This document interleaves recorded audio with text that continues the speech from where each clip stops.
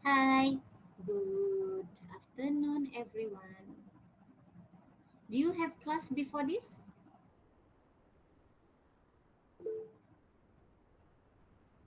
Oh, you all just finished your class lah. Oh, human computer interaction. Oh, at 3. Okay lah. So you have about 1 hour before our class lah. Okay, so yeah. Oh, just finish. Okay. Oh, at 3 and then finish at 4 lah.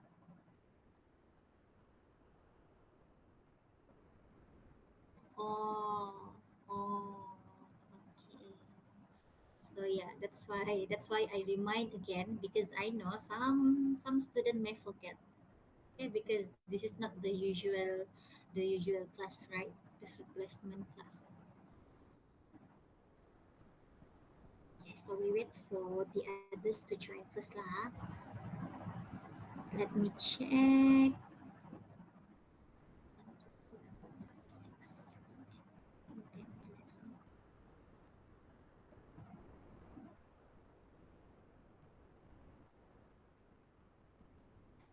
Oh, okay. So I think everyone is already here lah. Okay, so I share my screen first lah.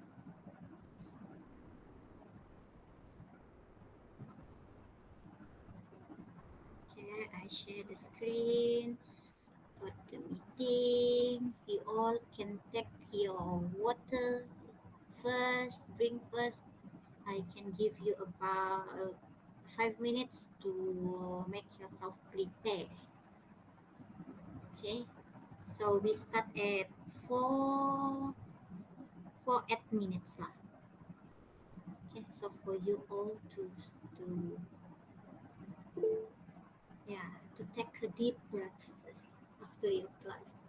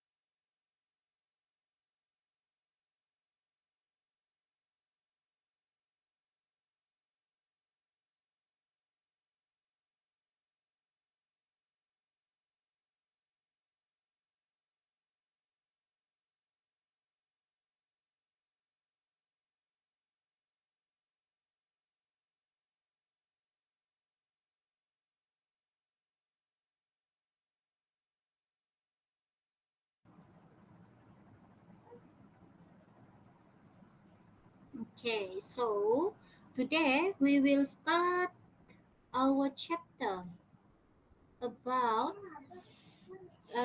chapter 6, architectural design. I share my screen now.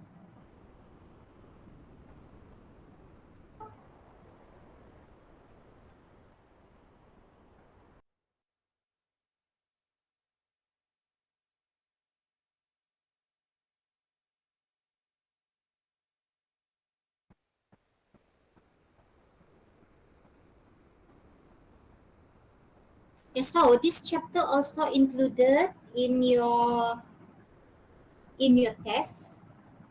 Okay, so just pay attention now.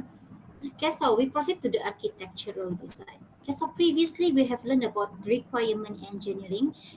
So who remember requirement engineering? If you remember again, requirement engineering is the process how you come out with your SRS. Okay, so whatever there are about five processes in requirement engineering for you to come out with the requirement SRS lah, SRS document. So based on whatever output in the SRS document. So you will need to come out with design. Okay, so the first design that you will need to do after you have the SRS, okay, so is the architectural design. Okay, so architectural design is specifying the basic structure of your system. Okay, so usually it will be created at the high level of abstraction. Okay, so what does it mean by high level of abstraction? Is um, high level of abstractions, meaning the amount of complexity by which a system is viewed or programmed. Okay, so meaning it high the level of abstraction is the level of complexity of your design. Okay, of your design. Okay, so the higher the level, the less detail. Remember, the higher the level, the less detail. Okay, so meaning if the highest level of abstraction, meaning the entire system, you can view the entire structure of the system. But because it is the highest level, meaning the less detail it can show you. Okay, so meaning if you know that you are developing a second double story house, and then you only know that you have two floor, which is first floor and then the second floor. And then the second highest level of abstraction of a two-story house, meaning you can zoom it a little bit in the first floor. Meaning in the first floor, maybe you have three rooms and then one bathroom. Okay, so meaning it is the more the highest the level, the less detail that you can see. And then when you say that it is the I mean the level, when the level is increasing, meaning it is showing that like we are zooming in the structure, and then we can see a detail about it step by step.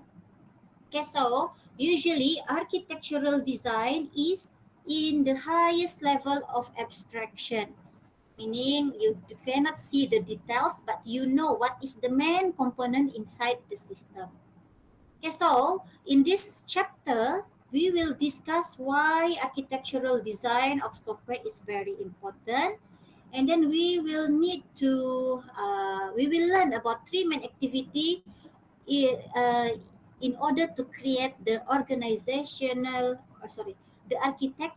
design.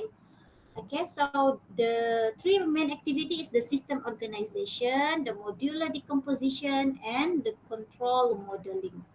Okay, so after that, We will learn about how to distinguish the models or style involved in system organization and control modeling. Okay, so after, okay, we proceed. Okay, so these are the three main activity when you want to create architectural design. Okay, so as the previous lah, there are three. So these are the three. These are the three activity. Okay, so why architectural design is important? Okay, first, okay. So imagine that this is your system. Okay, so your whole system is one puzzle, one set of puzzle. Okay, so your your architectural design is showing each what component included in, in order to develop your whole system. Okay, so for example here, you can see that this system consists of 1, 2, 3, 4, 5, 6 component or maybe module. We don't know how they decompose this system, either based on module, either based on function. We don't know, but we know that this system consists of 6 components. Okay, so why architectural design important is first because we want to identify the subsystem of your whole system. Okay, from your system, from your one software, we want to know what is the subsystem included in that system, in the whole one system. After that, we want to know the framework, um, the framework for control and communication between each of the subsystem. We want to know how each of this subsystem in this whole system is communicated to each other. Okay, so by having architectural design, we can see the framework between each of the subsystem, how they will communicate to each other. Okay, so it is also the first stage in the design process. Okay, so when you want to do design, meaning the first design you will need to do after you created the SRS is this architectural design. Okay, so this is the advantage of when you creating architecture. Okay, so first we can use it for stakeholder communications. Stakeholder communication. So remember stakeholder? Stakeholder is whoever person that have a direct or indirect benefit or interest into your system. Yeah, so whenever, for example, the top management of your client, they want to know, okay, so they want to know, okay, they ask you to create a software for them. And then they also want to know, even though they are not in our technical team, but they also want to know the the architecture of our system. Meaning they just want to know the whatever component that will be used to create the system. Okay, so it is for stakeholder communication and then high level presentations of system. Okay, so when we first having a kickoff meeting with the client, we will tell our client that, oh, okay, so this system, we will going to use this part or this component. Okay, so we will use cloud computing. We will use cloud computing to be our server. We will have different, for example, if your client have a different branch, then we can say that, okay, so each of the branch will able to uh, will be able to access to the same data center, which is we should which is we place in our center of your main office. Okay, so we will tell our client what is the structure of their system so that they know how in roughly their system working. Okay, so it is also used by the system analyst to check whether the system can meet its requirement. Okay, so and then after that, it is for large scale reuse. Okay, so each of the architecture here maybe can be reused. Okay, so by just looking at the architecture design, the system analyst may know which part of that system can be reused again to be used to maybe another project. Okay, so after that, it is also used as a negotiation. Okay, so because your architecture design can serve as a design plan that can be used for negotiation and discussions with your client or whoever stakeholder that have interest to your system. Okay, so it is also for the complexity management. Okay, so your architecture design will act as essential tool for complexity management. Okay, so for example, if we want to tell how complex our system, we can just show them our architecture. Okay, so by using our architecture, by looking at our architecture, the other person or the other stakeholder may easily understand about the system. Okay, so the other advantages of um, architecture design is okay. So this is actually uh, number 4 and number 5. Okay, so these are the this is whatever that is in number 4 and number 5 just now lah. Okay, so like I said previously, there are three activity that we need to go through in order to design architecture of our system. First, system organization. After that, modular decomposition. And then third is control modeling. Okay, so we proceed to the first activity in order to create architecture design.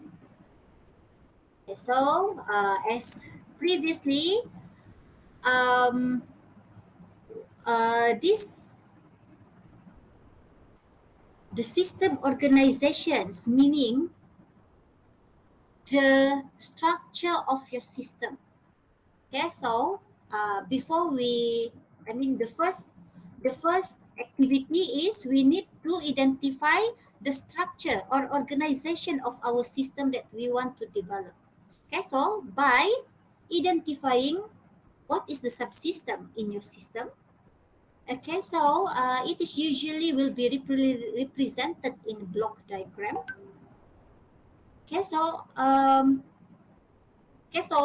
this the first activity is the system organization and structure. So how you can do or develop this system organization is by identifying your subsystem and then represent your subsystem in block diagram. Okay, so that is the first step.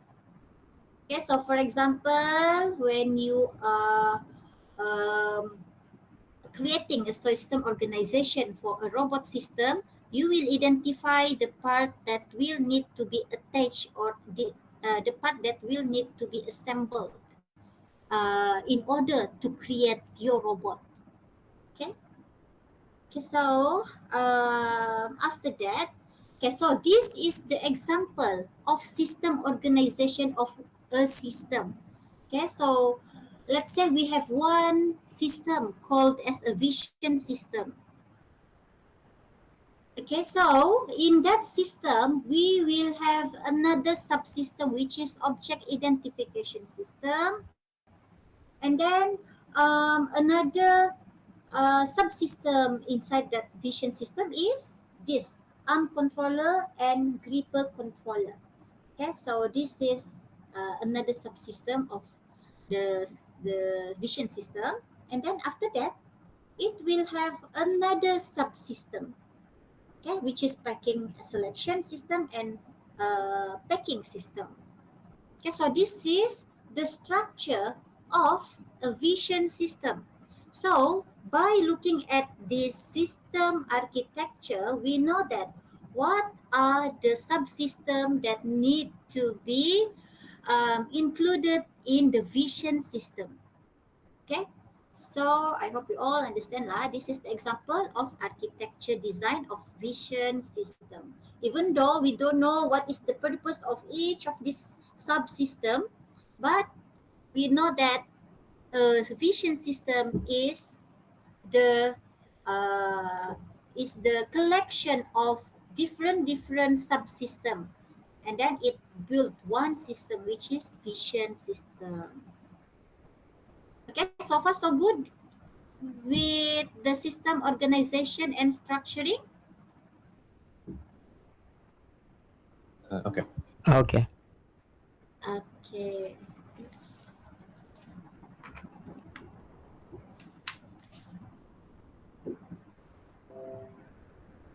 Okay, wait now.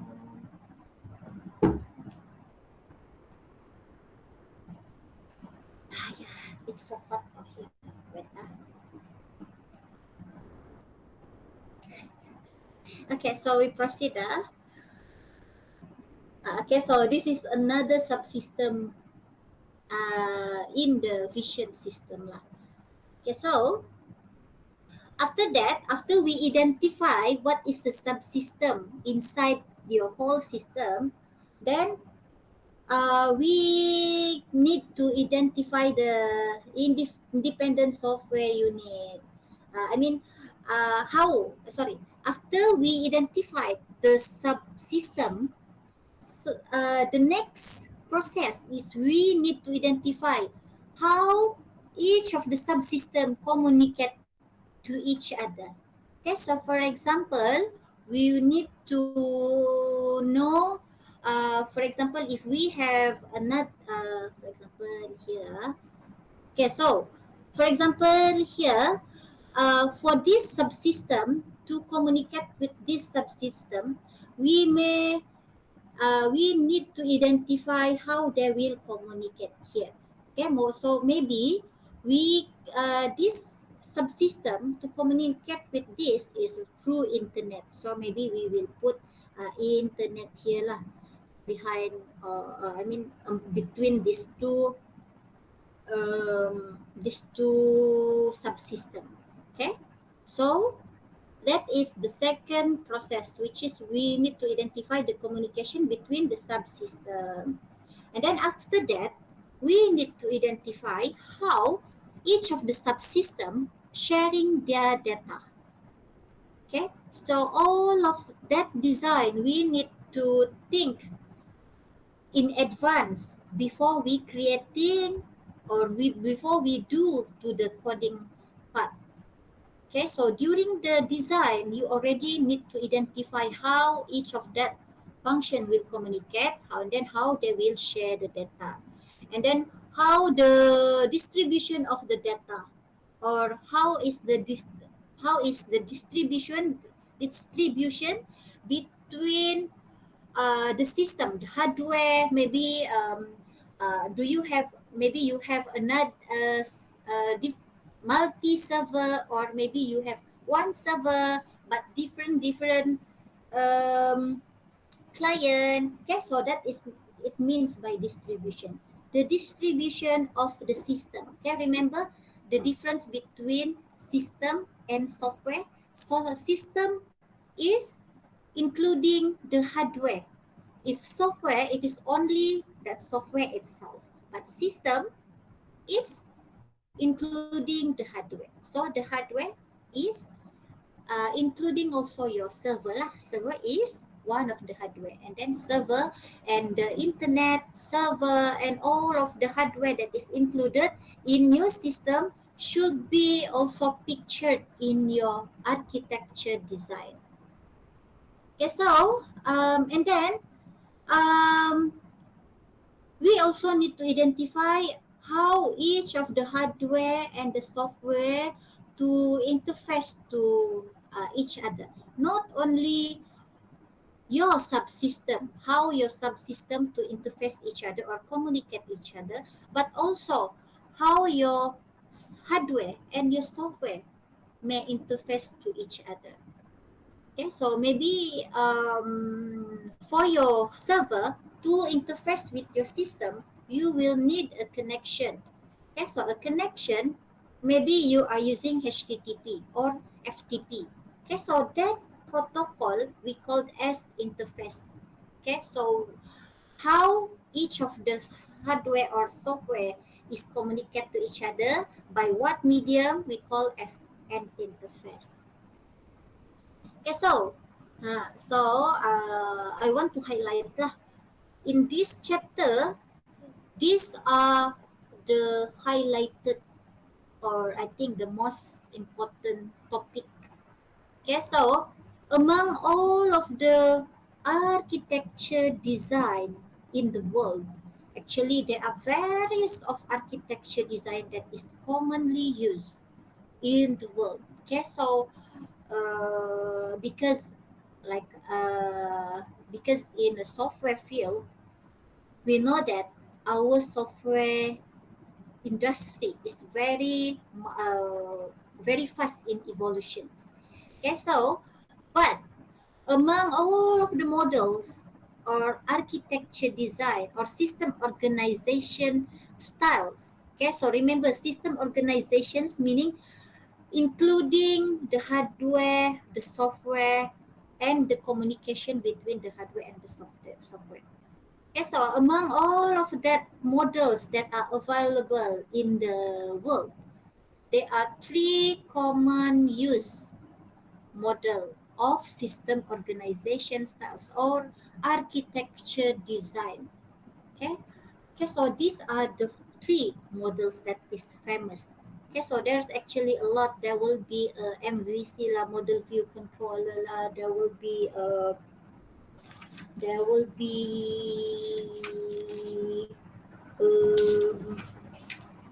uh, there will be a data centric.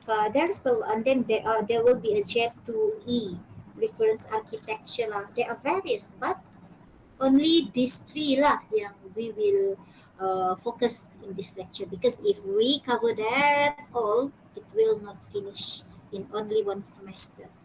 Okay, so repository model is, this is the example of the repository model.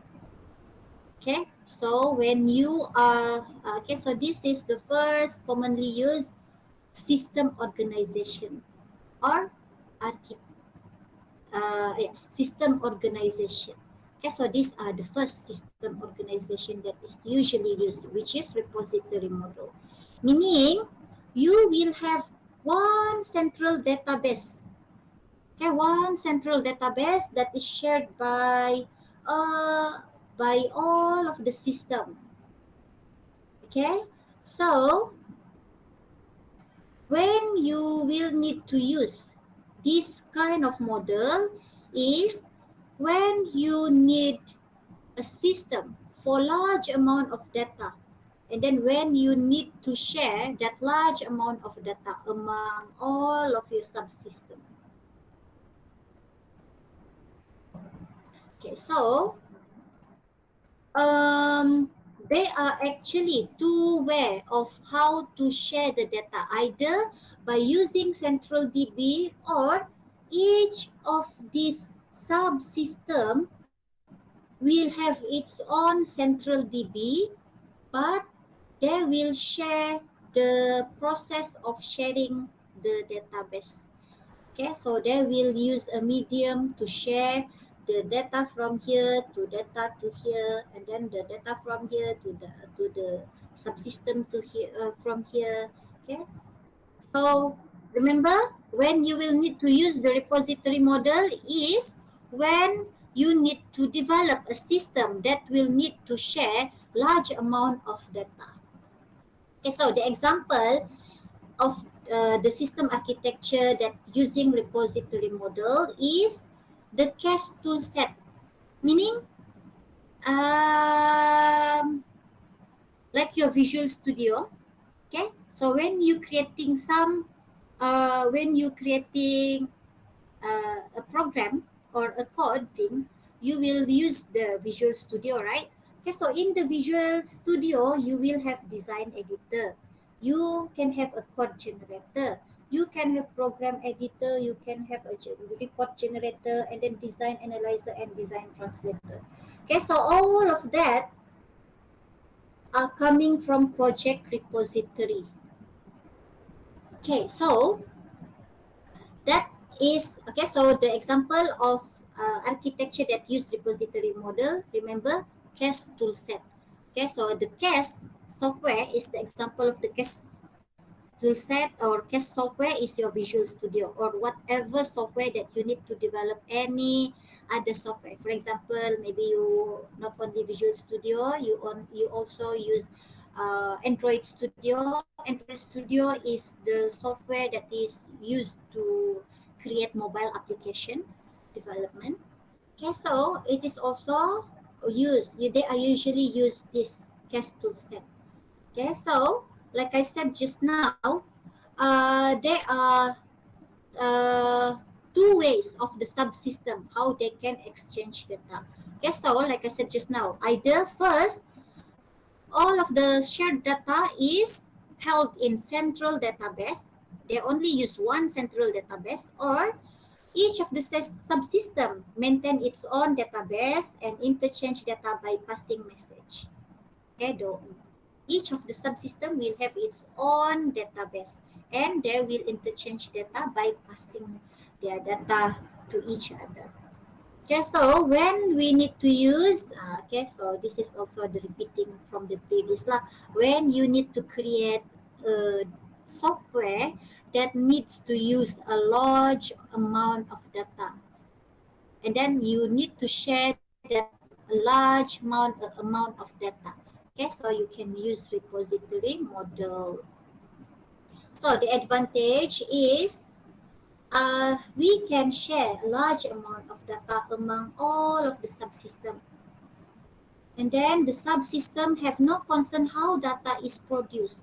Meaning all of this subsystem can, they don't need to know how is the process in the central database, or in the database, how the process of generating the data, how it is need to be managed, how the data need to be produced. No, they don't need to know about that. They only need to ask, and then they will only need to concern about how they will ask the data from the central database, and how they will receive or use that data from the database. Okay, so after that, the centralized management, because the management this is especially when the repository model use centralized database too lah. Okay, so one of the advantage when you are using the centralized database, then you only need to manage one center of data. Okay, okay, so all of the type of, maybe if you want to how you manage the data is only need to be done by the central management. Okay, so after that, repository schema. Okay, so by using a centralized database, we are using the repository schema. Repository schema, have you learned about schema? Because you are in your bachelor already, right? So when you learn database previously, you have learned about schema, right? Just a bit, maybe.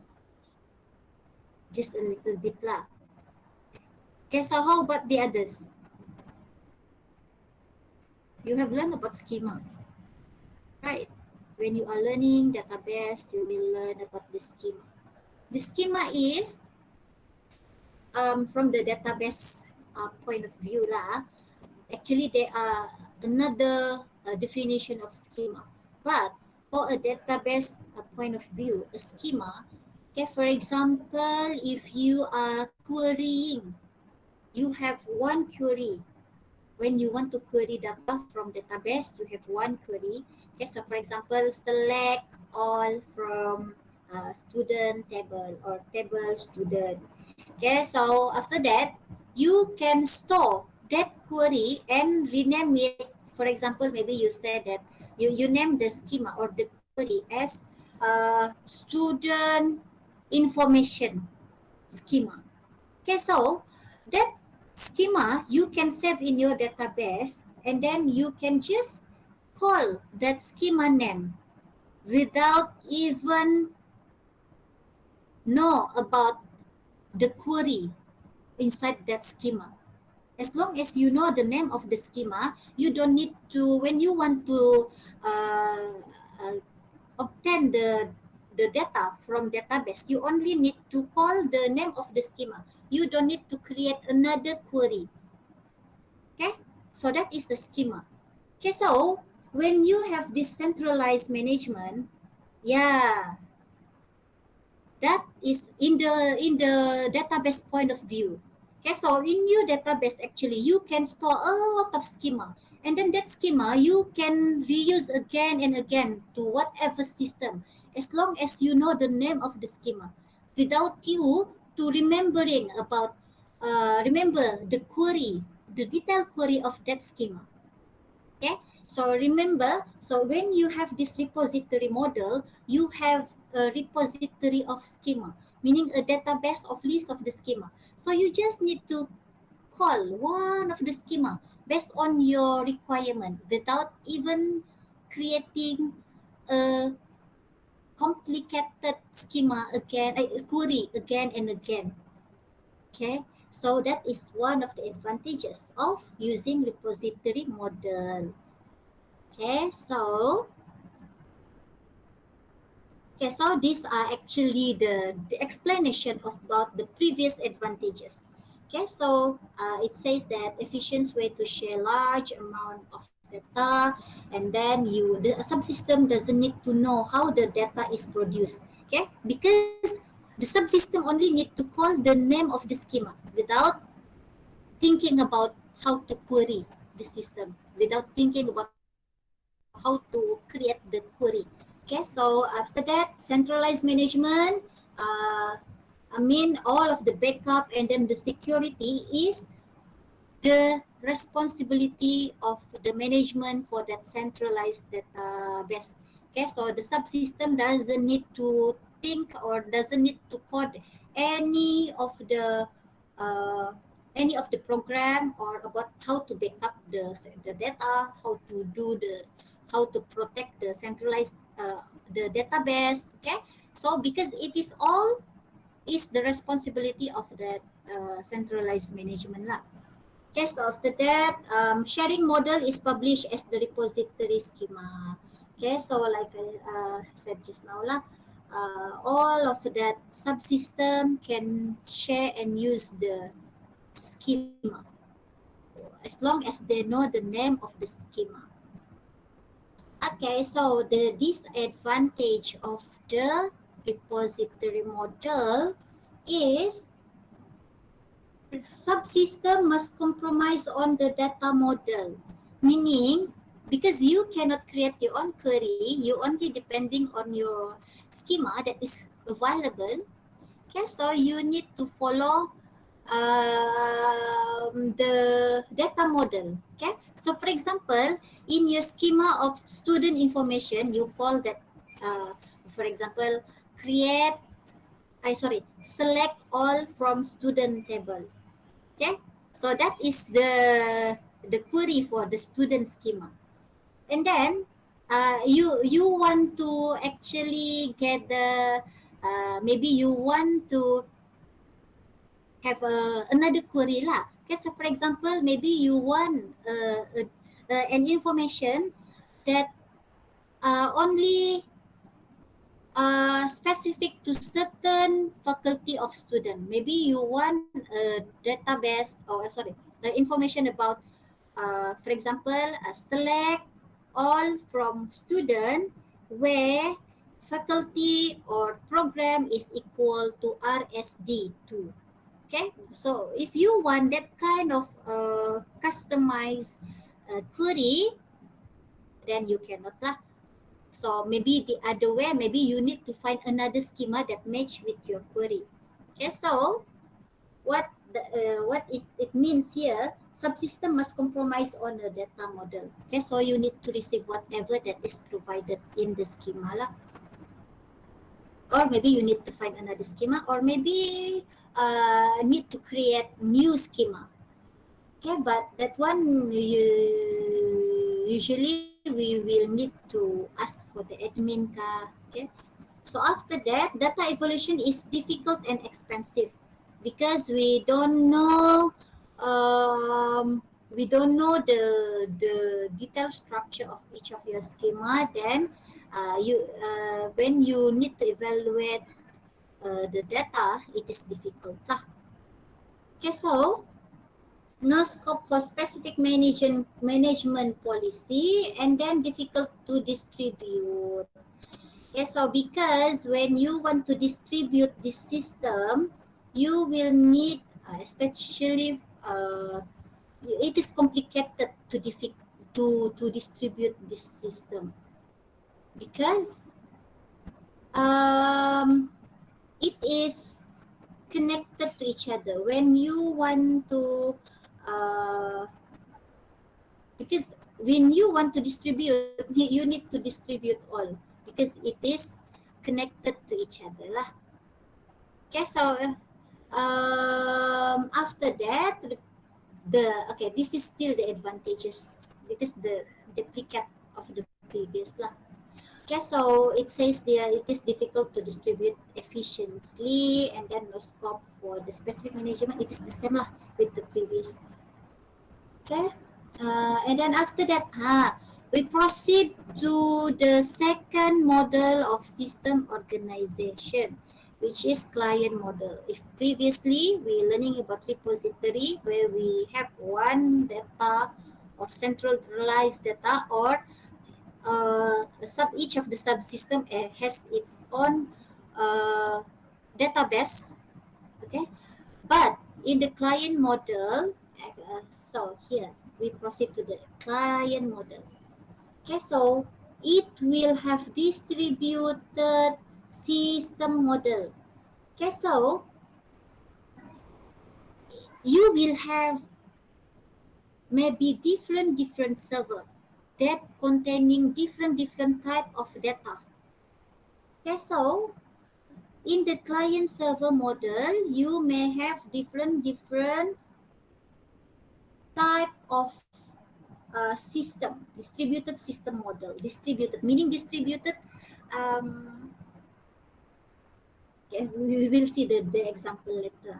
Okay, so data and processing in different component. Okay, so maybe you have a data in this server, and then you will store a video or in this server, and then you will store image in this video in this server, and then another data type of data in this server. Okay, so that is what it means by data and processing in different component. Okay, so maybe in the fourth database here, it is consisting the code to distribute or to the code to distribute the data that is saved by the user. Maybe in this server, it will have the code. Okay, so if the data type equal to video, then put in the server C. If the type, and then in this server, maybe the code is if the type of the file or if the type of the data is equal to image, then put in the server C. Okay, so if the type of the data is equal to string, okay, so maybe we need to put in this server A. Okay, so the client server model will have distribute system model. What does it mean by distribute system model is data and processing will be put in different component. Okay, so data, like I said just now, the type of data may be um, video, image, and the all of the data can be put in the different server, and you will have one server that do the processing. Okay, so that is mean by client server model. And then beside that distributed system model just now here, the server, we also have a client lah. Okay, so I think all of you already know about what is client server, because previously we have learned a little bit about client server. Okay, but beside we have a server, of course we will have client lah. So that client will access the server. Okay, so a set of standalone server which provides specific service such as printing and data management, and then there will be a set of client. So these are a set of client that which call a service from each of these server. Okay, so um, okay. So network which allow client, it also will consist of network. Okay, so remember client server will have a server, will have a client, and will have a network that will allow the client to access the server. Okay, so maybe the network, maybe internet, or maybe intranet, or maybe P2P. Okay, so you all have learned about the network, right? So the type of the network, all of the type of network can be used here as long as your client can access your server.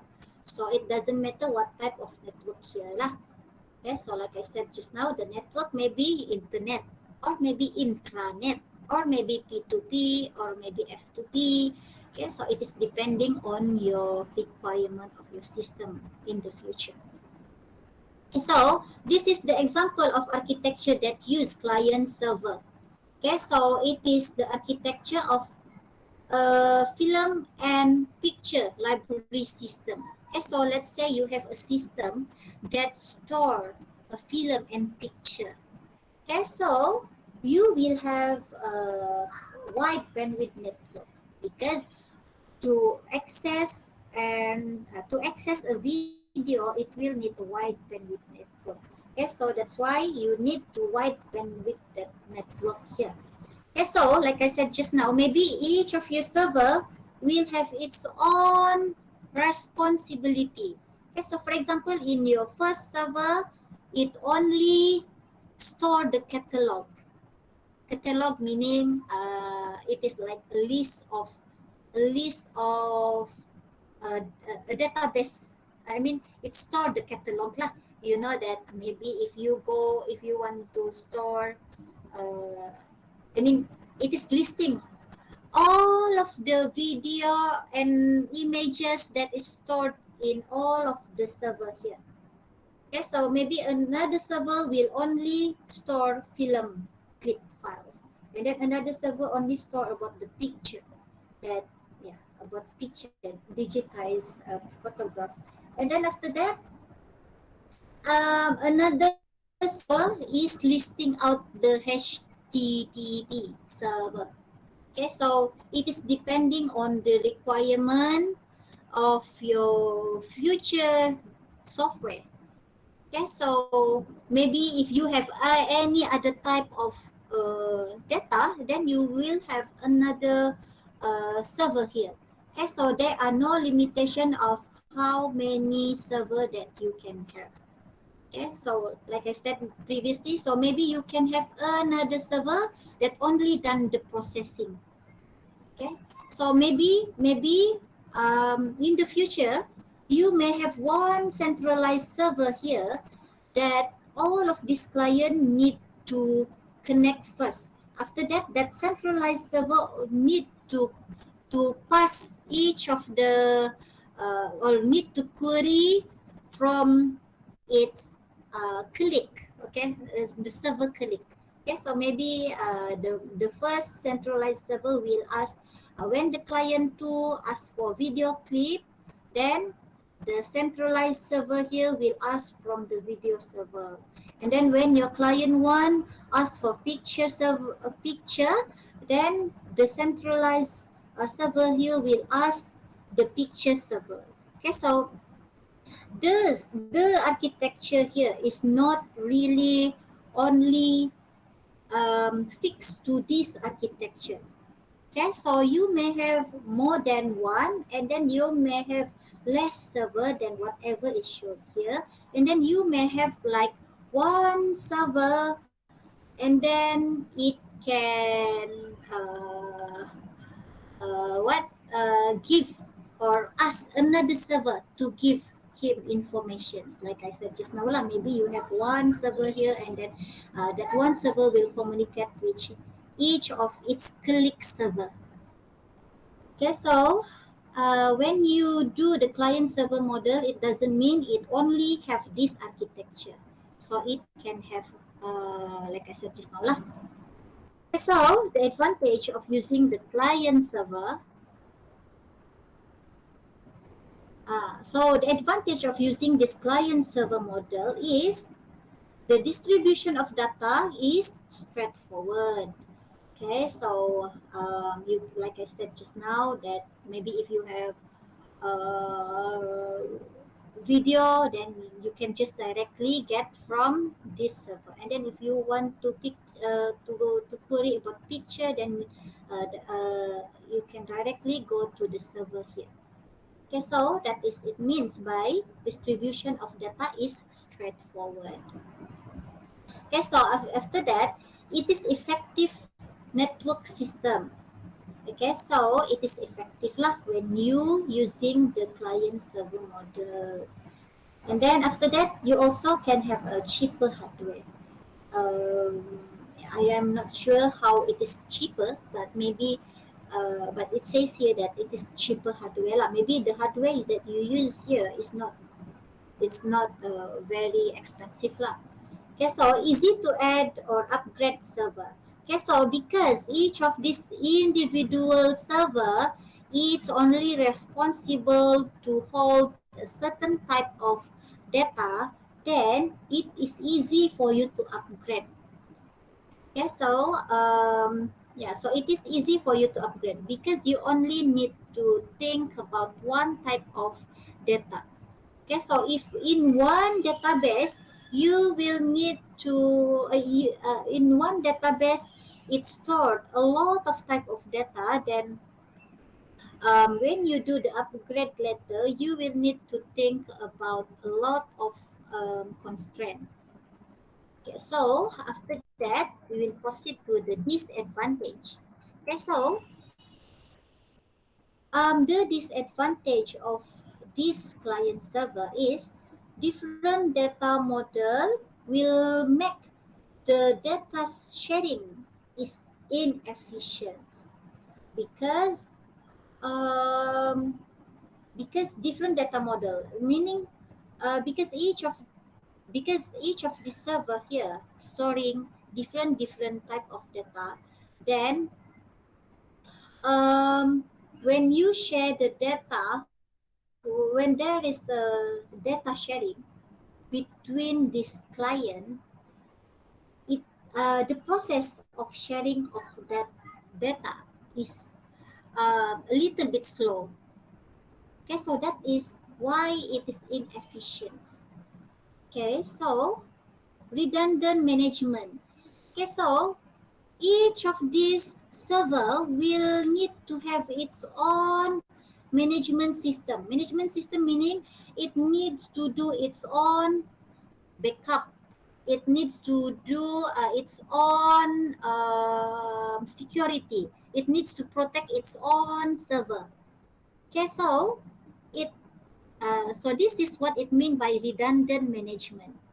So each of the server need to do its own backup, its own security protection. After that, no central register of names and service.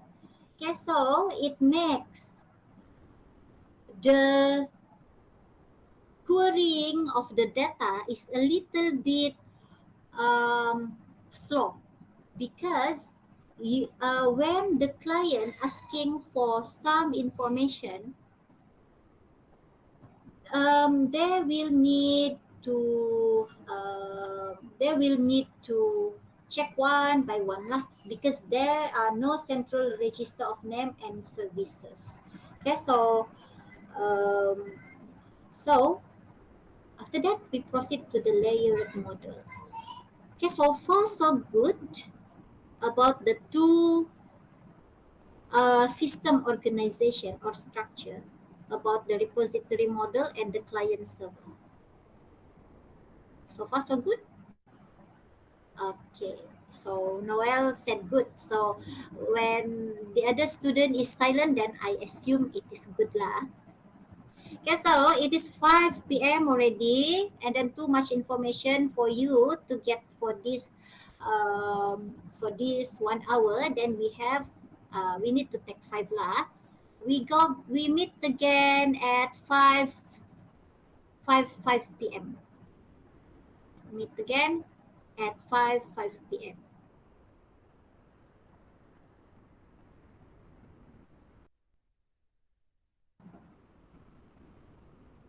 Okay.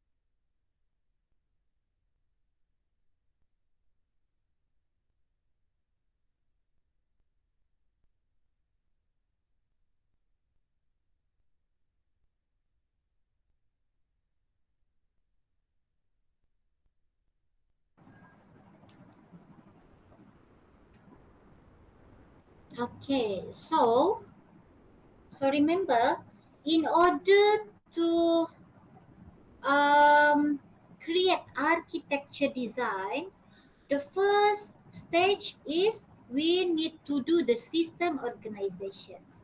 So what you do in the system organization is you identify the subsystem in your system.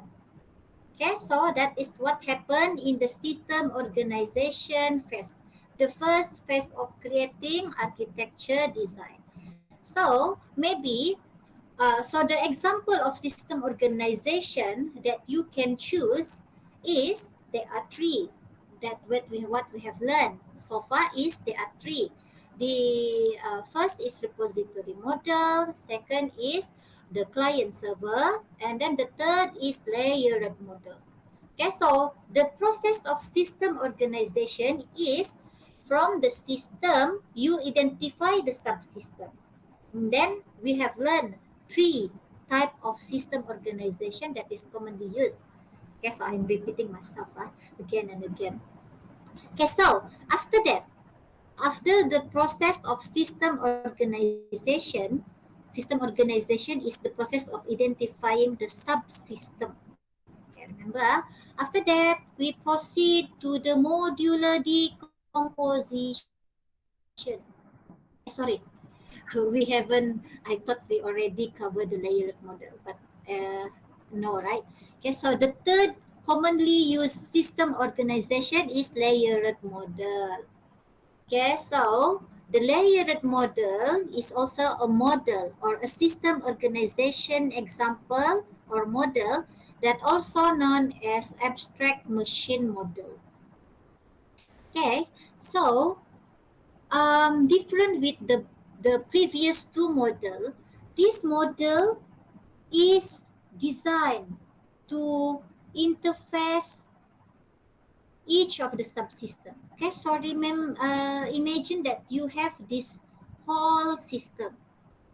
This is imagine that you this is your whole system, and then this is the first subsystem, and then second subsystem, third subsystem, fourth subsystem. Okay, so in short, you have one, two, three, four, five, six, seven subsystem in your system. Okay, so if you are using this layered model, you imagine that each of your subsystem is layered to each other.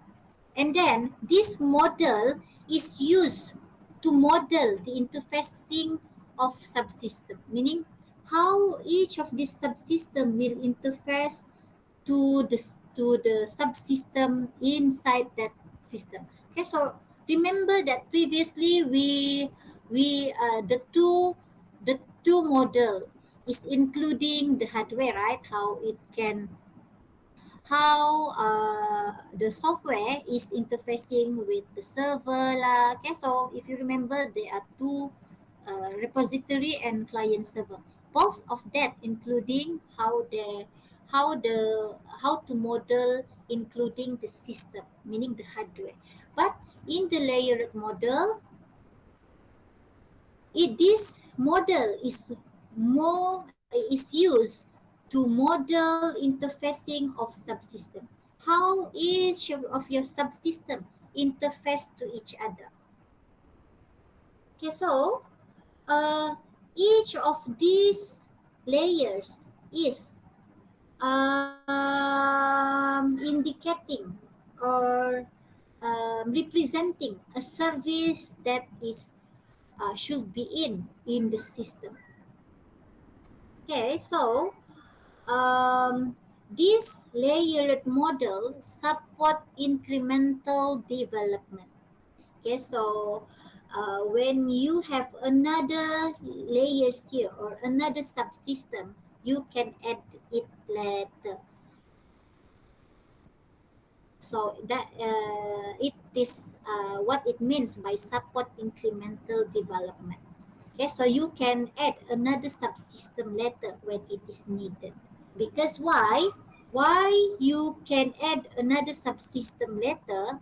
Because it support the closed layered model.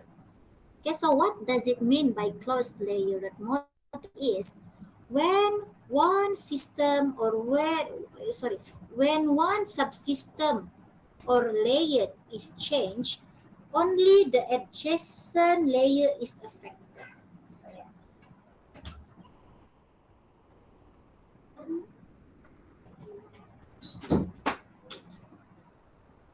Okay, so it is what it meant by closed layered model. Okay, so that is because of this model supporting the closed layered model, then that is why it is can it is supporting the incremental development, meaning you can add any other development later. Because when you add or edit some of the one layer here, one of the layer here, only the adjacent layer is affected. Adjacent layer is, for example, here, if you change the layer number 3, only layer number 2 and number 4 that will be affected. It will not affect all of the layer, all of the 7 layer inside that model. Okay, so this is the example of a system that can use layered model. Okay, so for example, the version management system. Okay, so in this system, it, as you all can see here, it doesn't show you how it will communicate with other hardware or another hardware that is out from that software. Okay, so it only show how each of the subsystem inside that software communicate to each other. For example, here where for the version management system, it will need a operation system layer, and then on top of the operation system layer, we'll need a database system layer, and then after that, we will have a series of code that or a series of subsystems that manage the object or the object inside your system. Okay, so for example, in this version management system, maybe you have object of version and then object of for a version system. Object only have one version lah, one object lah that I can think of, which is the version object lah. And then after that, configuration management system layer. So you will have one layer that manage the object inside in the previous layer. Okay, so meaning so you can name it as the configuration management layer that will manage the object here. Okay, so I know that it is a little bit hard for you all to understand about the example given here. Okay, so for example, version management system, and then you all can see that these are the layer of the system. It is hard for us to understand because we are not involving in developing of this system, but it is enough for you to know that this layered model is usually used for a subsystem. It is usually used to picture how each of the subsystem interface or communicate to each other, meaning who need to be developed first, or yeah, which subsystem need to develop first, and then after that, which subsystem can be developed after that.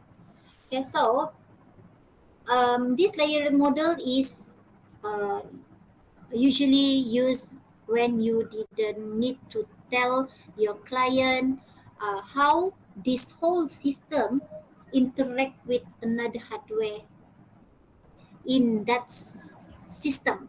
Okay, so how this software interact with another hardware that is outside of this system. Okay, so different with the previous two model, telling and picturing how the system can interact with the hardware or the whole system included in that software in order for that software to work. Okay, so client server model, you can see that we need another hardware here, server. There are various server and it will needs a network to for the system in the client server model to operate. And then for the repository model, you will know that we will have one centralized database, or each of these subsystem will have its own centralized database. So we know that each of these subsystem will be connected through some connection or network also lah. Okay, so this both repository model and client server model telling or picturing how that one software interact with the whole system inside that system lah. I mean, uh, because that software will need some series of system. Remember, system consisting network and another hardware. For example, here server. Yes, but for the layered model, it is only telling how that software itself interfacing with sorry, how the subsystem inside that one software interfacing with each other. Okay, so later, when there are any questions asking about so usually the form of the questions that you will need to face later during the test or maybe exam, you will be given a situations. Okay, so a situations where maybe maybe the questions is company ABC will need to create a software that is need to store blah blah blah blah blah blah, and then you need to suggest one system organizations in order to create that system.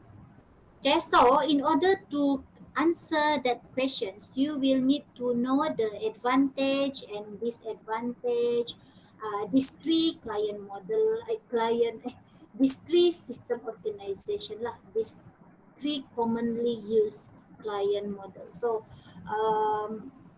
just use whatever system organization model that we have discussed in this chapter lah. Maybe you can also use maybe MVC or any other system organization out there, but you will need to search yourself lah.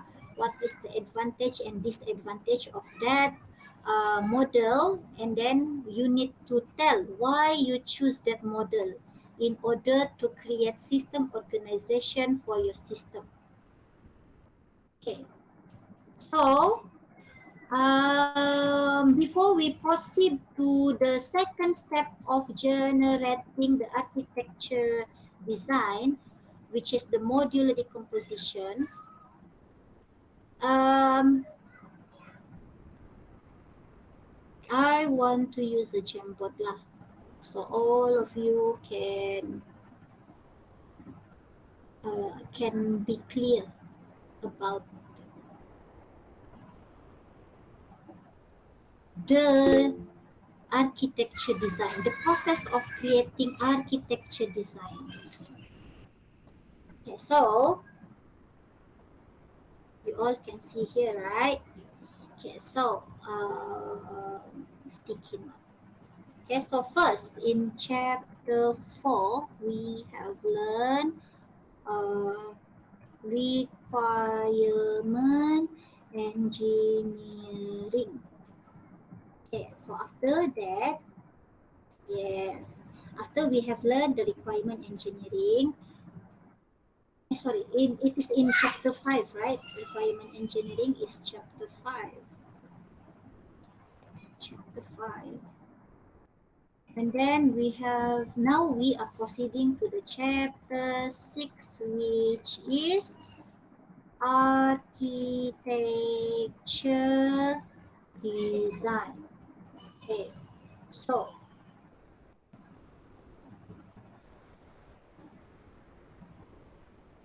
so in architecture design, in order to create architecture design, you will need to go through, who remember, three process. Okay, so from chapter 5 to chapter 6. From the requirement engineering, you have come out with SRS.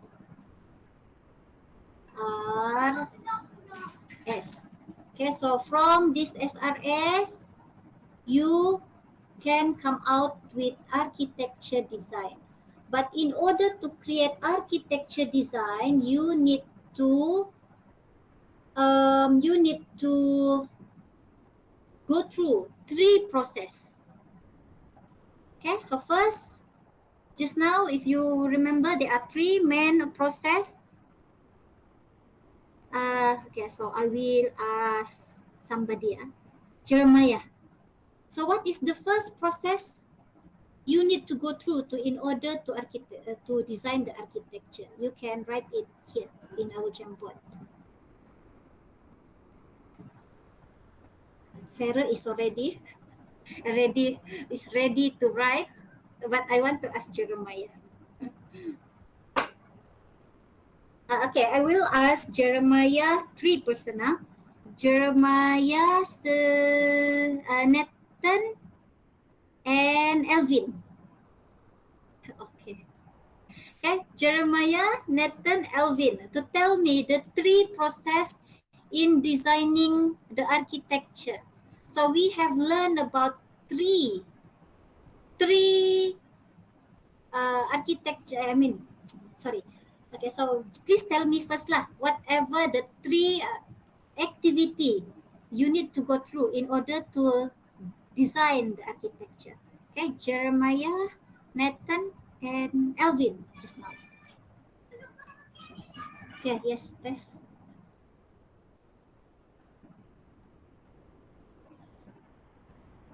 Okay, Jeremiah and Nathan also. I can see here. This is maybe Elvin lah. I remember Farah because I know this is him. Maybe this is.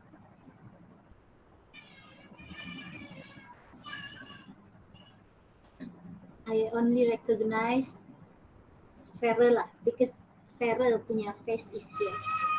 Okay, so Elvin, Nathan, and Jeremiah. Please tell me the three activity that you need to go through in order to design the architecture.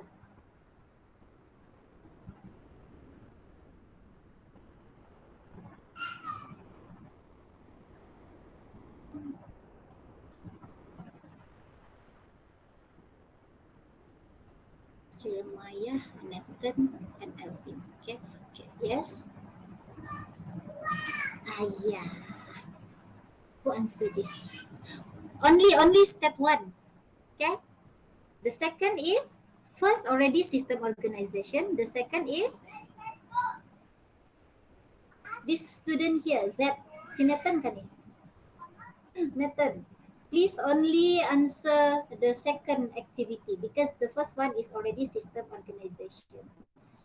Okay, so Elvin, please write the third activity of architecture design.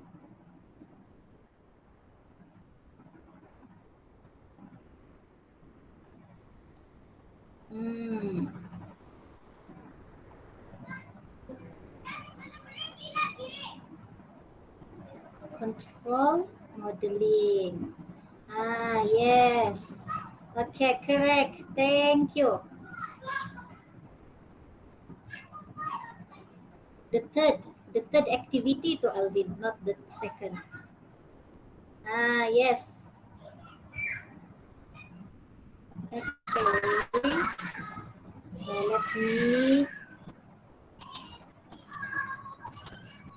let me rearrange this. Okay. Okay, thank you, Jeremiah, Elvin, and Nathan. Okay, so in order to create a system architecture, you will need to go through this process. First, second, and third is this is the third control modeling. So, under this system organization, we have learned three commonly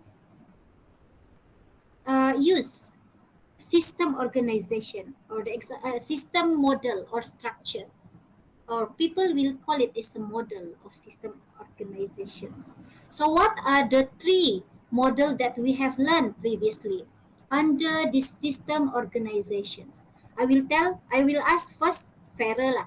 Okay, Farrell, the first system organization that we have learned today. Farrell and wait, Zisheng Wong ah. Farrell, Zisheng Wong, and Celine. Okay, please write under this Jamboard, okay, under system organization lah, because we have learned three model previously, right?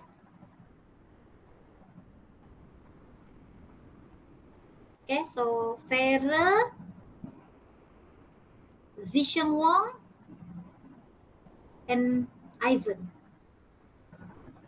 Farrell, Zisheng Wong, Ivan.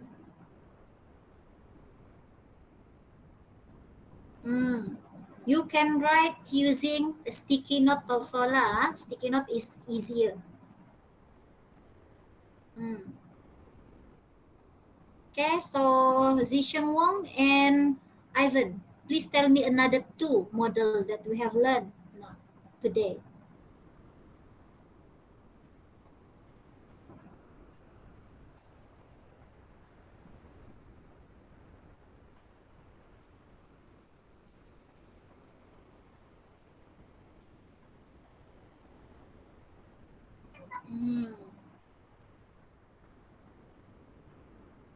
Ivan already, Farah already.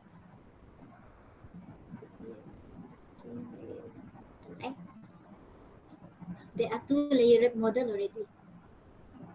What is the second that we have learned?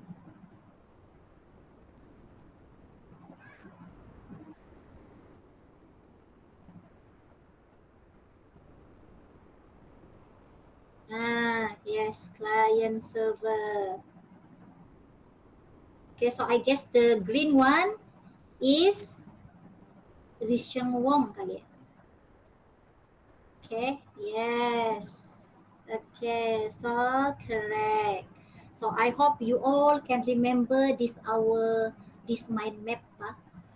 Okay, so in order to create architecture for our system, and then our system, this architecture design, we get the information of how to design this architecture from the SRS that we produce during the requirement engineering process. Okay, so you all remember. Okay, so the example of or the model of system organization actually very varies, meaning there are a lot of system organizations out there. But in this chapter, we only learn about these three. Okay, so usually the highlighted part of this chapter is this system organizations lah. Usually lah, I will not say that it is confirmed, but usually the famous questions is usually they will give you scenario and then ask you which system organizations that is most suitable to that kind of situations, and then you will need to give your reason why you choose that model. So we have learned about these three models. Okay, so in the system organization, we have three.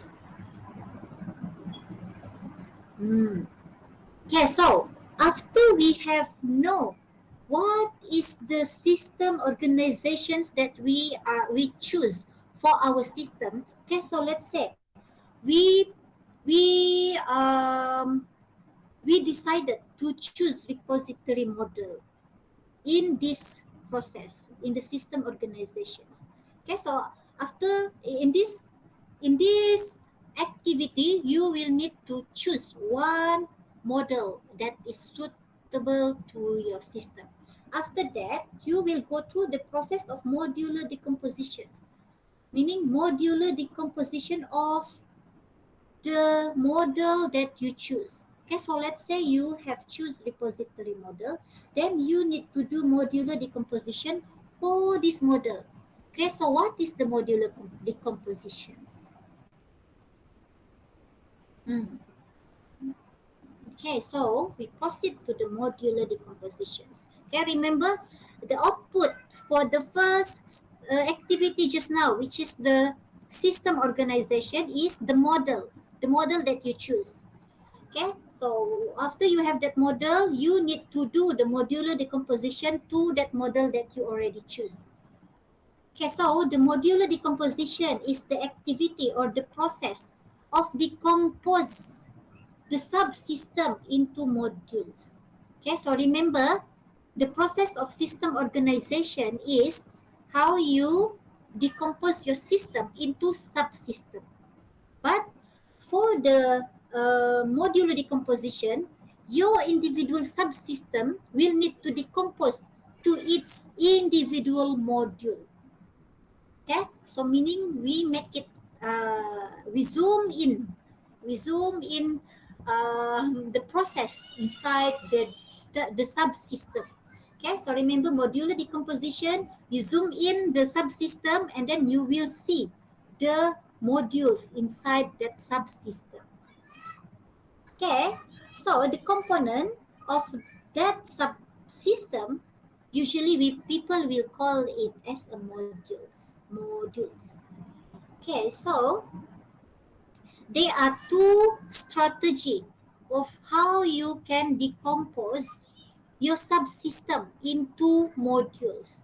Okay, so the first strategy is using object-oriented decomposition, and then the second strategy is using function-oriented decompositions. Okay, so another words for this is, in order for you to group your subsystem into each module, you can decompose them either first based on object oriented, meaning whatever object inside your system. Yes, so you all have learned about object oriented, right? Where each of the object in your system is will be identified, and then you will have one object just for that entity of your system. Okay, so either you decompose your subsystem into module based on object oriented, or maybe you decompose your subsystem into module based on the function inside your system. Okay, so we will learn about this in our next slide. Okay, so like I said just now, there are two main strategy of decomposing your subsystem into module. First, object oriented, and then second is function oriented. Okay, so object oriented is when you decompose your subsystem based on object model. Okay, so you decompose that based on a set of communicating object. Okay, so maybe in the example of student portal, what are the object? The first object that you can identify from student portal system. I want to ask Russell, maybe. Russell, can you please identify the object for a system or for a student portal? Because you all have learned about object oriented, right? So I think maybe you all have idea what is the object. Yes, cars. Another? Another object inside a student portal? Student, yes. Guess who raising their hands just now? I cannot nampak. Oh, Um, me. you. Okay, so do you want to say something, Noel? No. Okay. Okay, so yes, Russell, correct. Course, student, and then maybe lecturer. Okay, so that is the individual entity that should be in a student portal system. So how you come out with that object, I think you all already learned about that lah. That's why Russell also can come out with this object entity. So I think it is a long story lah. Okay, so how you identify that object is you already learned in your object oriented course, right? Okay, so what I want to say here, you can decompose your subsystem into modules. So based on first object oriented. So like Russell said here, for example, you have a student portal, then you want to decompose. Maybe there's a one subsystem inside your student portal. Maybe the subsystem is register register. Maybe there are one module or subsystem inside your student portal, which is register course. Okay, so in order to register course, imagine the subsystem inside the student portal system is one of it. One of the subsystem inside the student portal is the register course lah. Okay, so that subsystem, when you decompose it into modules, if you using object oriented decomposition, then you may have course object, student object. Okay, so another way of you decomposing the subsystem into module is based on the function meaning what should be done by that specific function, or by what should be done by your system lah, or your module inside your system, your subsystem, sorry. Okay, so function oriented decompositions is where you decompose your subsystem into functional modules that accept input data and transform them into output data. Okay, so maybe inside your register course subsystem, if you decompose it based on functions, so maybe in your register course subsystem there will be a different function inside it. Okay, so for example, let me think for the course registration. Okay, so first, in order to register a course, you need a list of course, right? You need to see a list of course. Okay, so another function that can be contributing inside the course registration subsystem is course functions, where the course function will be able to add, delete, and edit a course. Okay, so in order for the course registration subsystem to uh, to be developed, you will need to develop another function, which is a course function. So in that course function, you will have the task inside the course function is add, edit, and delete functions. Okay, so maybe there will be a course function, and then there will be a course function, and then there will be, sorry, if I say it like that, it is more or less similar to the object, right? Okay, so um, maybe you have two function inside the register course. First is manage course, and then second is manage student. Okay, so in order for you to come out with register course subsystem, you may need to, when you want to decompose that, when you want to decompose that subsystem, and then you want to decompose is it based on function oriented. So maybe the function inside that system, that subsystem is maybe manage course and manage student. I hope you all can understand. Okay, so but I think you all can get the idea lah, right? Okay, so first decompose by based on object, and then the second is decompose based on the function of that, the function that is needed in order to create that subsystem. Okay, so far so good, ka? So okay, which part that you don't understand about this modular decomposition?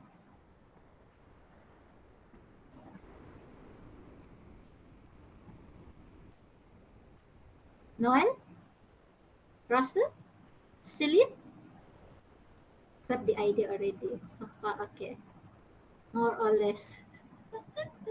Okay, so I hope you all can understand, because now we don't have a really good example to show you. Okay, so maybe later if I can find some example of system that you all can see clearly how we can decompose each of the subsystem into its modular decompositions, then okay. But I hope you all can understand lah. So they are, what do you all need to know is there are two main strategy of how to decompose a subsystem into modules.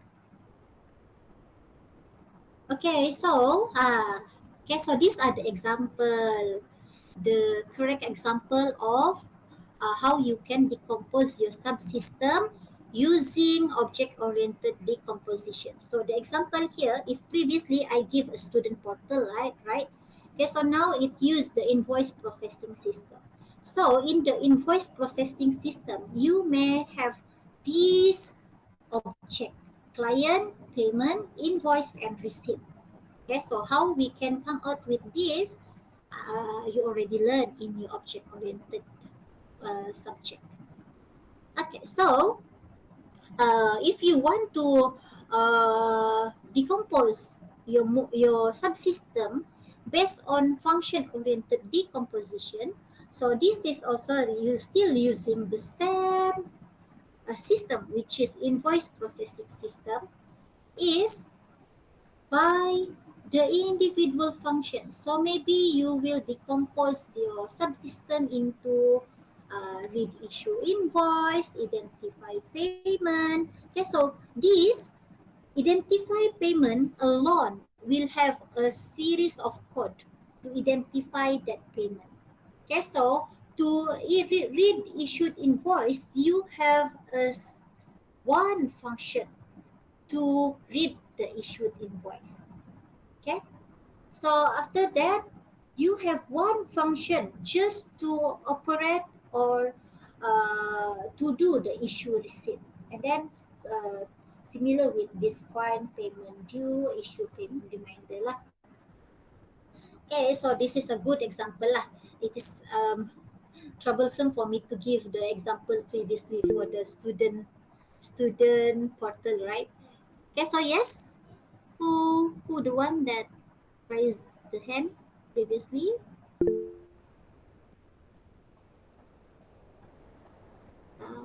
In the chat, Are you Kanuel? Do you have any questions? in the chat box. Oh, in the chat box. Okay, wait now. So the blue box is database entity. This one, invoice, payment, reminder, receipt. Yes, this can be your either yes, database entity or object, because you know, right, when you do the object oriented, each of your object will have its own data, not database entity lah. It is the table, a table. Yeah. Okay, so if you see here in the object oriented, right? Client, payment, invoice, receipt. So this is representing one table, one table, one table, one table.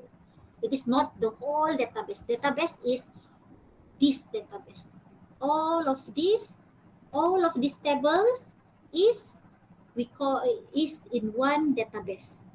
Okay, so it is not database entity, but it is actually a table inside a database. Okay, so the name of this database may be invoice processing system database. Okay, Noel? Okay. Okay, so you see here, this function will read the data from table invoice. Identify payment will read data from payment.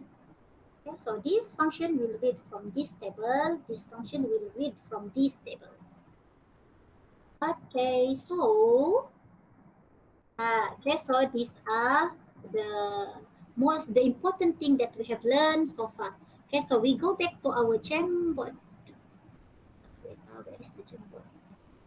Okay, so this Jamboard. Okay, so you know that we have object oriented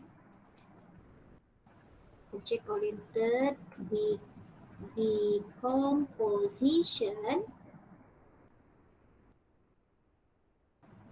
and then the function oriented decomposition. Okay, so we know that this is the main items that we have learned. Okay, so you remember this our mind map, so that you all can connecting all of the theory that we have learned in the slide. Okay, so if you remember system organization, meaning you want to identify each of the subsystem. Okay, so here we want to make it. So system to subsystem. Okay, so after that, for the modular decomposition, subsystem, from the subsystem, you need to decompose it into modules. Okay, so this is actually the process.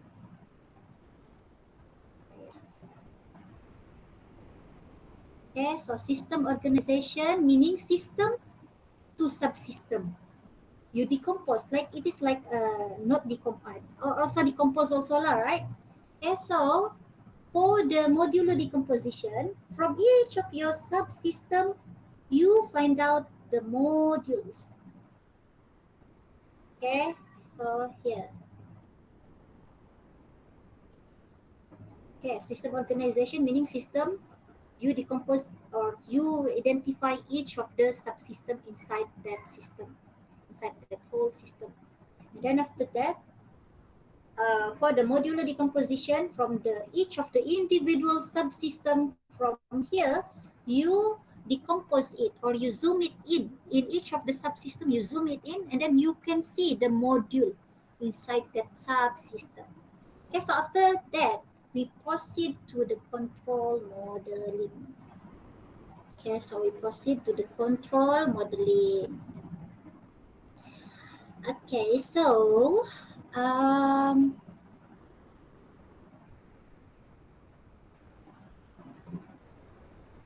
okay, so we proceed to the control modeling.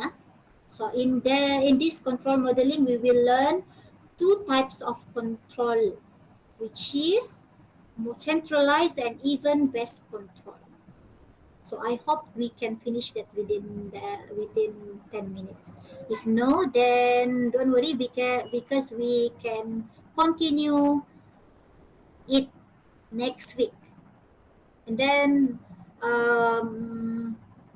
even though like our test will cover chapter 6, but I can tell you it will not it will not cover this control modeling.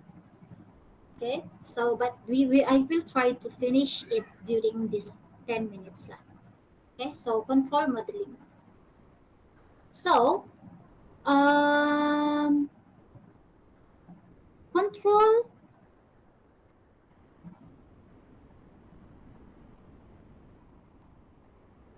wait each of your module, sorry, each of your model um need must be controlled or need to be controlled so that their service um, are delivered to the right place at the right time.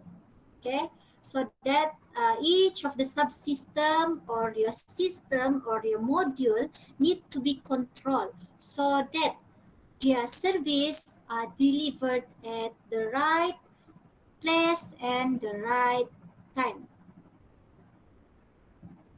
Okay, so structural, sorry. Okay, so this is what I said just now lah. So your subsystem need to be controlled so that each of the service of your subsystem can be delivered to the right place at the right time. Okay, so after that, general model of the general model of the control relationship.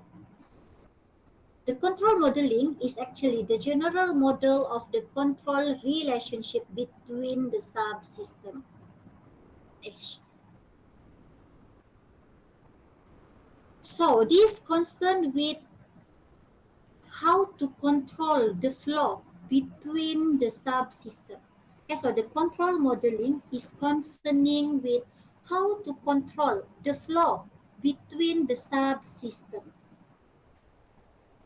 Okay, so there are two ways or there are two general way of controlling the flow between the subsystem, which is first centralized control and then the second is event-based control. Okay, so in the centralized control, there are another two category which is called written model and manager model, and then for the event-based control, there are also two model here, which is broadcast model and interrupt-driven model. Okay, so we proceed to the centralized control. Okay, so the centralized control is one subsystem has overall responsibility for control and start and stop other subsystem. Meaning to say that you have one subsystem that act like the boss. Okay, so you have one subsystem that has the responsibility to control the start and the stop of each of the subsystem inside that system. So that is what we call as centralized control. Okay, so one of the example for the centralized control is call written model. So this call written model um,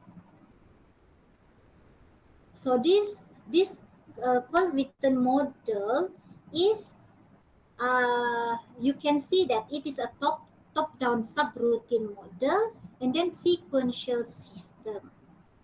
Okay, so what it means by top-down subroutine model is you will have one main program, and then it will have a top-down, meaning at the function at the top will control the function, the sub-function inside it. For example, routine 1, routine 2, routine 3. And then the next hierarchy will be controlled by the second program here. Okay, so the main program will control the adjacent function inside that function, and then the second function will control not the adjacent its child. You all can see from this hierarchy lah, right? Okay, so the call written model, it is a top-down subroutine model, and then it is applicable for sequential system. So, after that, the second model that is under centralized control is manager model. Okay, so in the manager model, there will be one system manager, and then um, it is suitable for concurrent system, and then it is also suitable for sequential system. Sequential system is the system that have a sequence to finish.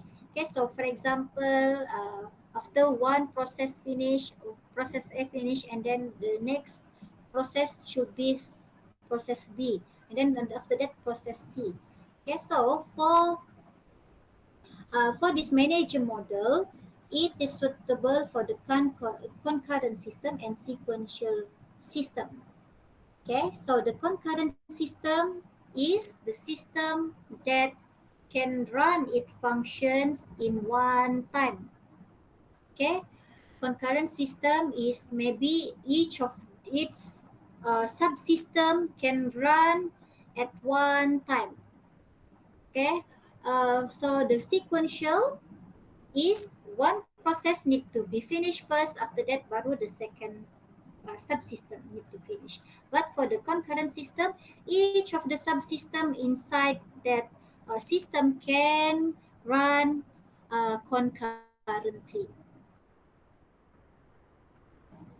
Okay, so this is the example of concurrent system, meaning there will be because a manager. This is the example of manager model lah, and then this is the process of one concurrent system where you have one manager model like what it says here. One system act as a manager, and then the manager will control each of the subsystem under it, and each of these subsystem can run concurrently.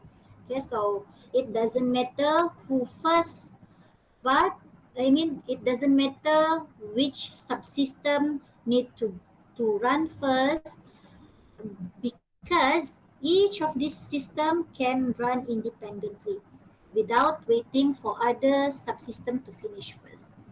Okay, so this manager model is okay, so like I said just now lah, the system component is designated as the system manager. There's the one manager here that control, also like a boss lah. Okay, so he is act like a boss, and then um, all of the process or subsystem here is can be executed concurrently. Okay, so remember concurrently meaning you doesn't need to wait for other subsystem to finish first, but you can finish whenever or whatever time you want, or the subsystem want. Okay, so it is applicable for concurrent system, meaning it applicable for system that doesn't need to wait for other subsystem to finish first. Okay, so after that, we proceed with the second type of control model, which is even best model. Even best is it is response to event from other system or environment, meaning it will need to wait event from other subsystem to start its process. Okay, so first, there are also two model under this type or under this event model control, which is broadcast model. And then, so this broadcast model, yeah, it is 6 p.m. already. Okay, wait, I will need to see how many slides we still left. Okay, so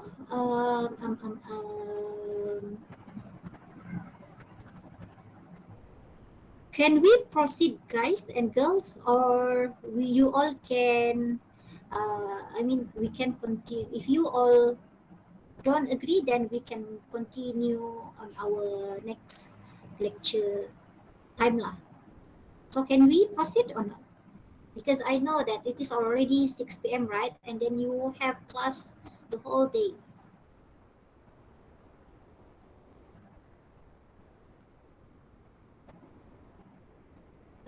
Actually, it is wait. Now it is in 7th slide. Let me check 7th slide. There will be only few slide because the whole slide it's about 75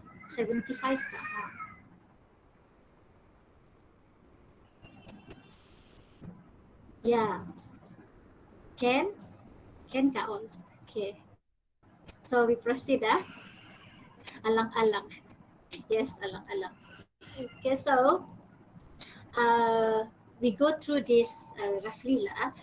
Okay, so the event-based control, there are two types, which is broadcast model.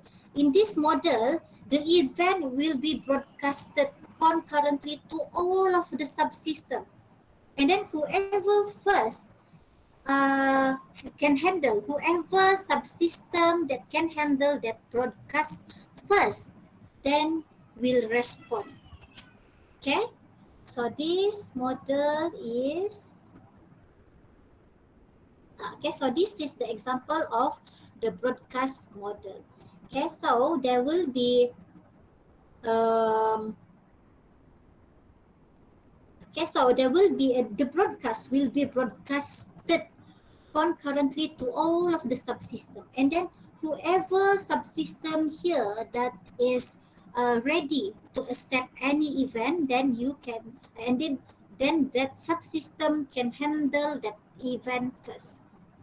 Okay, so an event is broadcast to all subsystem.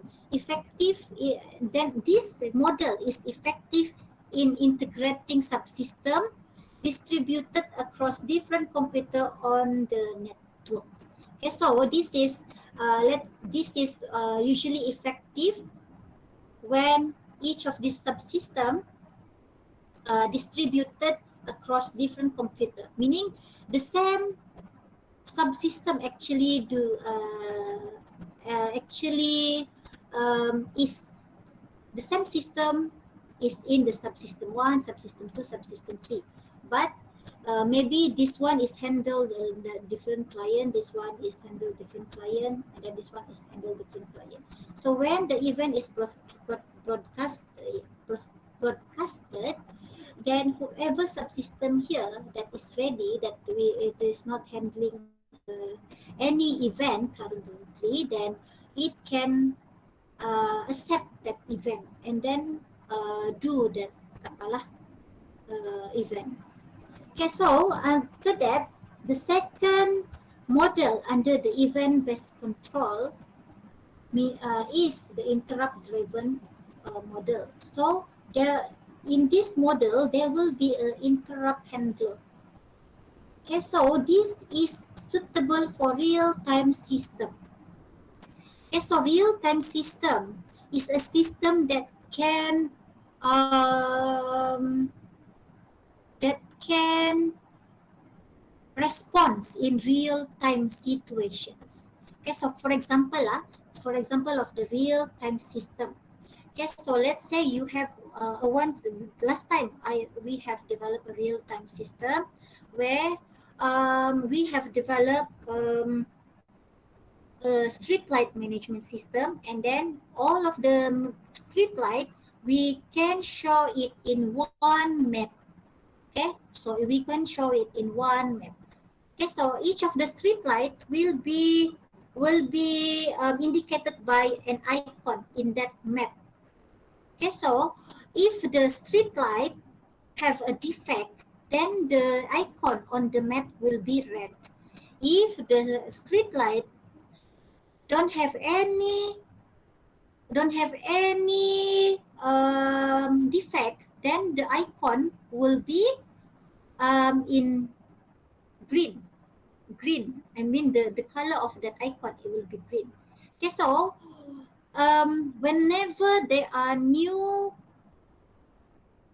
complaint about that particular street light that is coming in from maybe public. Okay, so the color of that icon will be automatically turn red. Okay, so that is the example of real-time system. So it doesn't need any manual trigger, but they are also it can be triggered by some event. Okay, so the event in my case just now is the notifications from public. When public notify that that particular street light have an problem, then the icon will automatically turn red. Okay, so that is the example of real-time system. So we developed that system for DBKK last time. Dewan Bandaraya Kota Kinabalu lah. Okay. Okay, so now it is revision already. Okay, so in the system organizations, okay, so we know that system organization is the structure of a system, and then you can see that there are main subsystem inside that system, and then in the system organization also we know about their communication among the subsystem. Okay, so what are the models? Okay, so system you all learn about the system organization just now, right? And then we have learned about three models. The models, who can tell me what is the models? We have, because we have learned about the three models under system organizations, right? Okay, so what are the models? Who can explain using your own opinion or using your own understanding?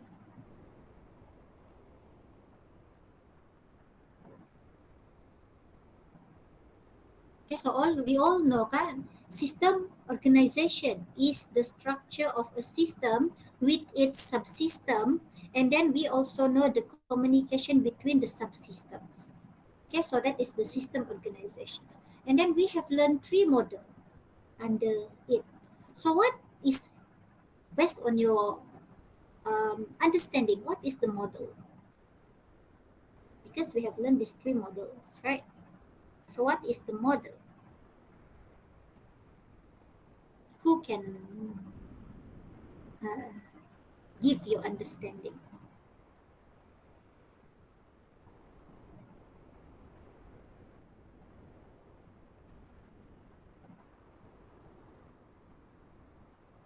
Object oriented, object oriented, object oriented. These are the models. So what is, I think object oriented is not really accurate lah, Noella, because these are the model. Sorry, these are the model. So what is the definition of this model? Yeah.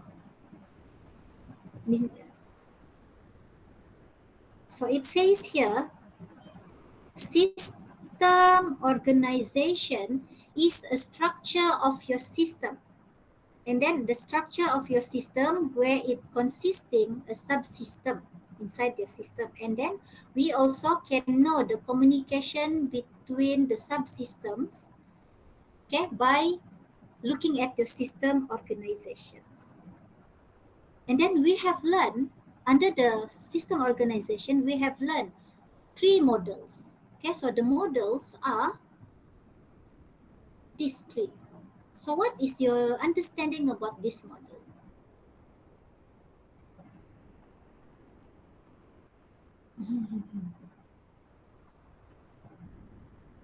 repository has schema. I mean, the general definition of this model. What is the definition that can describe all what are these three models? How they are organized, communicate, and influence each other. Okay, yes, can be accepted. Repository have a meaning. No, Noel, you are just you are actually explaining what is this repository, this individual model. But I want the definition for the general definition for all of this model. Yeah, structuring system by Ferris said structuring system, structuring system.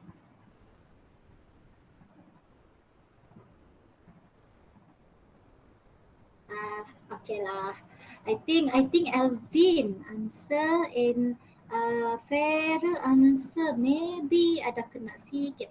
But what I want to say is actually the model are these three models are actually the commonly used system organization, the commonly used system organization that is already created by the expert in the software engineering field lah. Yes, commonly used system organization. Then you all can see here, right? System organization is the structure of your system. The structure of your system when it is decomposed into a subsystem. And then we also can see the communication among the subsystem inside the system organization. And then after that, we have learned these three model. So this three model is the commonly used system organization. Okay, so it is, you all can see here, right? It is under the system organization. So it is the commonly used system organization that is commonly used by the expert out there. Okay, so that is my definitions lah. You all can define your own um, definitions based on your own understanding, but make sure it is relevant lah. Okay, so for like Noel said, the repository have a big main database. So it means that you are only focusing on that individual model. It is not explaining a model as a general, as a whole. Okay, so I think we proceed lah. Okay, tidak lama lagi. Sorry. Okay, so after that we go to the modular decomposition where we decompose each of the subsystem into modules. Okay, so actually here what are the modules? Okay, so no, not what are the models. It is what are the modules. Okay, so modules is maybe it is a set of functions or maybe a functions itself, okay, that is working together in order for the subsystem to work. Okay, so after that after we have do the system organization, modular decomposition, and then lastly, in order to create the architecture design, we need to do the control modeling.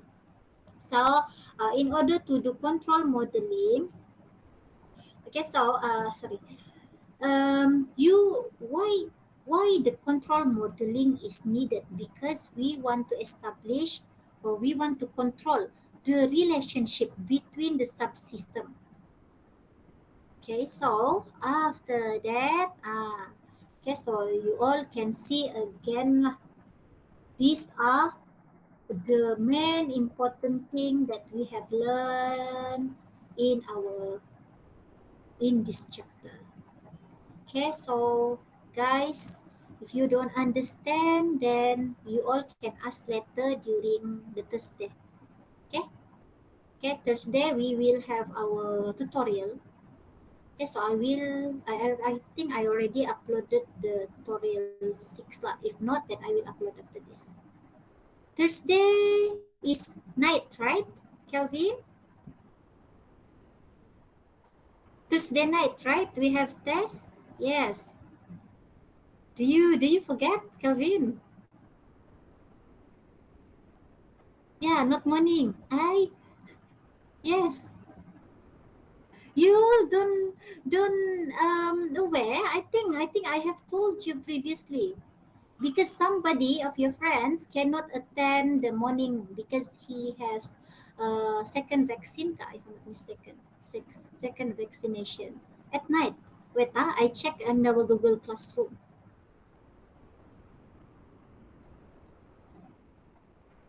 Where is the Google Classroom?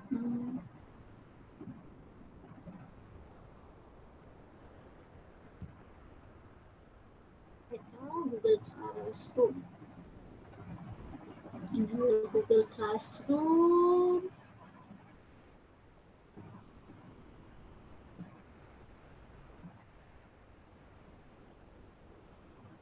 Hmm. In the stream.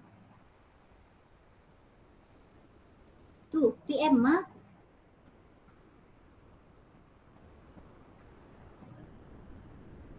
Ah, no, Kelvin. Ayo. I thought every one of you already know.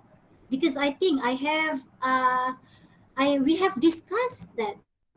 Because previously I also scheduled it during the AM. But because somebody in your group need to have a vaccination during that AM time, then now we have to make it in the evening lah, in the night. Okay, so do you have any problem, Kelvin, for that PM test? I will ask again, everyone. I think this is the second time. Okay, so if you have nothing, just dinner. Mm. Okay, so you can have the dinner before 7:30. Okay, so if you want to have a dinner, if you want to postpone the test to 8 p.m. until then we need to finish our test on 10:15 p.m. So it is your all choice lah. So what do you want to choose the timing? Are you okay with 7:30 or we postpone it to 8 p.m.? Cannot just after 4. 7:30 is better because Kelvin, after 4 all of you are just finish class. Some of you just finish the class. So yeah, tired too after 4. You all need to refresh, go take a shower, and then you have your dinner first, and then after that baru fresh. Yeah, so class marathon will make your brain tired. Okay, so okay,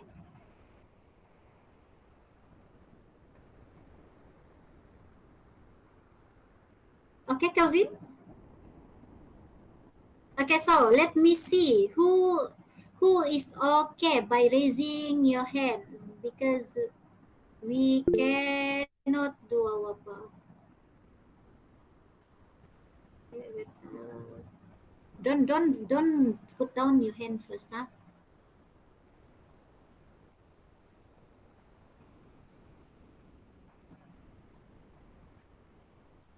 Okay, so everyone is okay lah. Okay, so thank you everyone. Because if not, because this test we really need to finish it during this week because it is already in the plan, course plan. Because if we do in another week, maybe in another week, there already another course that will do their test. So it will be the chaos for the student lah because you all need to study for a lot of courses. So actually the plan is done by considering the tests that the student already have during that week. Okay, so but wait, I see that Zisheng Wong, Jeremiah, Ivan, are you okay? And Nyap Hao Wong, are you okay with the test time? Okay, Jeremiah, Nyap Hao Wong, don't put your hand down first, huh? Okay, so I can see all. Zisheng Wong, Zisheng Wong, and yeah, Zisheng Wong lah. Didn't see. Okay. So I conclude all okay for this. Okay, so I hope nobody is unaware about this timing. This is important. Okay, so thank you all. We already over 21 minutes. Okay, so I hope all of you will have a good rest tonight. Okay, so bye. We can dismiss our class. Okay, thank you, Miss. Okay, bye.